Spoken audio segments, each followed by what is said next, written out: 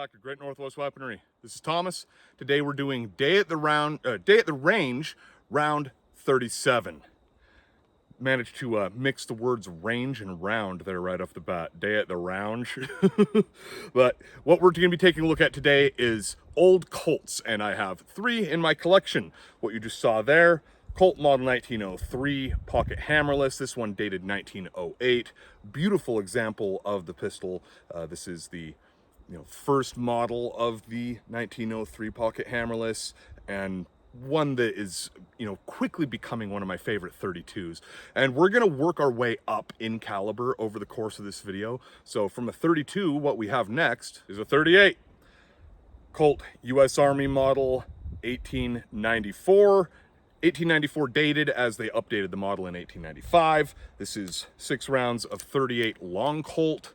Swing out cylinder, your traditional Colt. It's just a really cool piece, and it's kind of hard to find. These are also called the DA38. DA38s with decent timing and without the sloppiest cylinders that I've ever seen are actually kind of rare. I've encountered about 5 or 6 different renditions of the DA38, and of those 5 or 6, maybe 2 didn't have just terrible barrel slop. But this one's not too bad, so let's go ahead and take our 6 shots here. And interestingly, all 3 of the guns that we have today have different magazine capacities. So first one was 8, this one's 6, next one 7. That probably tells you what it is, and if you watched the beginning of the video, you probably saw it. But all right, here we go.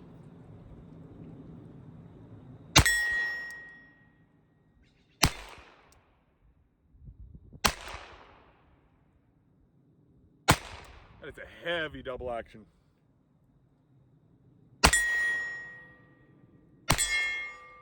You can see my hand shaking, pulling on that double action. It is absurdly heavy. I love revolvers, always have. Just some of my absolute favorites. Though I do generally prefer Smith & Wesson over Colt, largely because of the negative extraction for the cylinder is kind of uncomfortable. You kind of need to do it with 2 hands for Colt, where with Smith & Wesson, the positive ejection, you just push forward and then it's free and you can kind of just poke it out with your pointer finger. But still, glad I've got an old Colt in my collection. As far as like really old Colt, this is actually the oldest pistol in my entire pistol collection, whether or semi-automatic or revolver, double action, single action, doesn't matter. This is the oldest one, 1894. Up next, one of the absolute coolest pistols in my entire collection, one of the coolest guns in my entire collection, 1918 dated, US Army, Colt model 1911.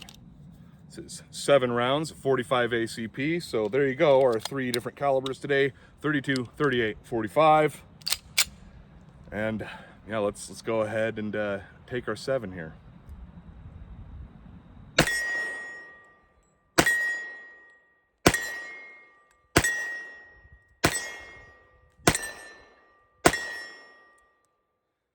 Seven for 7, baby. Just such a cool piece. An interesting trick, not everybody knows this about 1911s. You do not have to push in your grip safety in order to drop the hammer. You can just pull back on the hammer all the way, then pull the trigger, and then it should guide forward. The reason is when you pull all the way back on the hammer, it does actually depress the grip safety. So you don't have to, hold it, pull back, pull trigger, let go. You can just pull trigger while holding back on the hammer and it'll go forward. So little trick if you didn't know.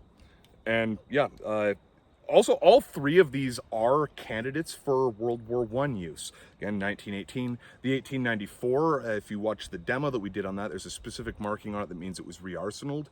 And 1903 pocket pistols were one of the favorite carry pistols of the day and very common among US servicemen. So another additional little piece of interesting trivia with these.